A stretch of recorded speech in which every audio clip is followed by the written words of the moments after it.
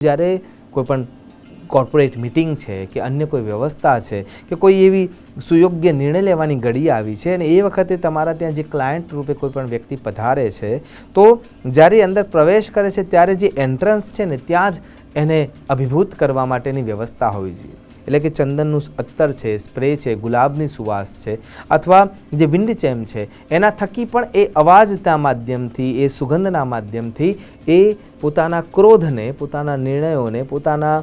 જે આત્મિક સંવેદનો છે, વિસંવેદનો છે એ બધાને શાંત કરી નાખે છે ત્યાં જ દરવાજે જ. અને ત્યાંથી આગળ જ્યારે તમારી કેબિન સુધી આવે છે, તમારા જોડે ડીલિંગ કરવા માટે આવે છે, ત્યાં જે કોઈ પણ વ્યક્તિને તમે રાખ્યા છે એ એને તિલક કરે છે. તમારા કેબિનમાં જ્યારે પ્રવેશ કરે છે ત્યારે ચંદન અથવા ગુગળની સુવાસ આવે છે અને સુવાસ સાથે જ્યારે તમારા જોડે બેસે છે, ચંદનનું તિલક લગાવેલું છે, તો એ ચંદન જે છે એ ચંદન ઓટોમેટિકલી એના મનને શાંત કરે છે.